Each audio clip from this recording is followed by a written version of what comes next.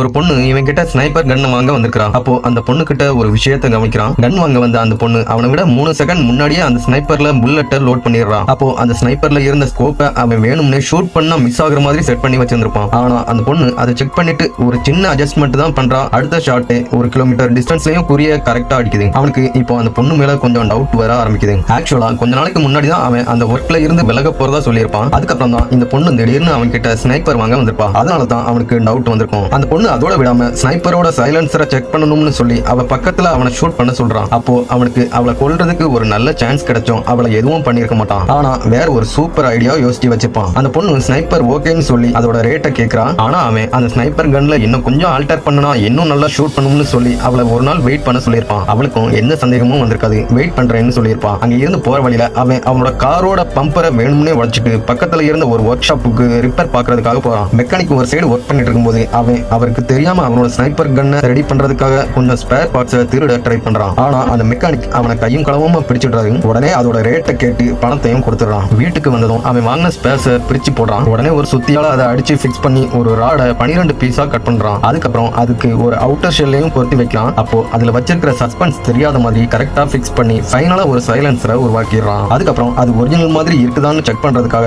Black மார்க்கெட்ல இருந்து ஒரு கன் வாங்கி அதை ஃபுல்லா கலட்டி மாட்டான். அது இப்போ பாக்குறதுக்கு அப்படியே ரியல் கன் மாதிரியே இருக்குது. ஆனா அந்த ஸ்னைப்பர்ல ஒரு ட்விஸ்ட் வச்சிருப்பான். அடுத்ததா ரொம்ப முக்கியமான ஒண்ண பண்றான். அவன் அந்த ஸ்னைப்பரோட புல்லட்டை ஃபைலால கொஞ்சம் தட்டையாக்கிக்கிட்டு அதோட டாப்ல சின்னதா ட்ரில் பண்ணி அதுக்குள்ள மெர்க்குரிய ஊற்றி ஃபில் பண்ணி வைக்கிறான். ஏன்னா ஒருவேளை புல்லட் பாடியில முக்கியமான பார்ட்டை அட்டாக் பண்ணலாம், அதுக்குள்ள இருக்கிற மெர்க்குரி பிளட்ல மிக்ஸ் ஆச்சுன்னா எப்படியும் உயிர் போயிடும். அடுத்த நாள் அவன் சொன்ன மாதிரியே அந்த ஸ்னைப்பரை அவகிட்ட கொடுக்கறதுக்காக நேர்ல போயிருப்பான். அங்க அவகிட்ட அவன் ரெடி பண்ணின ஸ்பெஷல் புல்லட்டையும் கொடுக்குறான். ஆனா திடீர்னு அவ அந்த புல்லட்டை வாங்கணும் அவ ரெஸ்ட் ரூம் போறதா சொல்லிட்டு அந்த கன்னை மறுபடியும் செக் பண்ணிட்டும் வர்றேன்னு போறான். அப்போ அந்த ஹோட்டலோட வெயிட்டரும் அவனை தனியா விட்டுட்டு கிச்சனுக்கு போயிடுறாரு. அப்போ அவனுக்கு ஏதோ தப்பா இருக்கிற மாதிரி தோணுது. அப்போ அந்த பொண்ணு அங்க திரும்பி வர்றதை பார்த்துட்டு அவன் மறைச்சு வச்சிருந்த கன்னை எடுத்து ரெடியா வச்சுக்கிறான். ஆனா அவ அங்க சும்மா நார்மலா தான் வந்திருப்பான். நல்ல வேலையா அவளும் அவன் பாக்கெட்ல சேஃப்டிக்கு மறைச்சு வச்சிருந்த கன்னை கவனிச்சிக்க மாட்டான். அவன் கிட்ட பணத்தை கொடுத்துட்டு அந்த ஸ்னைப்பரை எடுத்துட்டு போறான். பணத்தை கையில வாங்கின உடனே இதுக்கப்புறம் இந்த உயிருக்கு ஆபத்தான வேலையை பண்ணவே கூடாதுன்னு முடிவு பண்றான். அடுத்த நாள் அவனோட ஒய்ஃபை கூட்டிட்டு அந்த சிட்டில இருந்தே கிளம்பி போறான். அப்போ அவனோட தலையை யாரோ குறி வச்சுட்டு இருக்காங்க. பார்த்தா அது முந்தின நாள் அவன் கிட்ட ஸ்னைப்பரை வாங்க வந்த பொண்ணு தான். அவ ஷூட் பண்ணி அவன் சாவான்னு பார்த்தா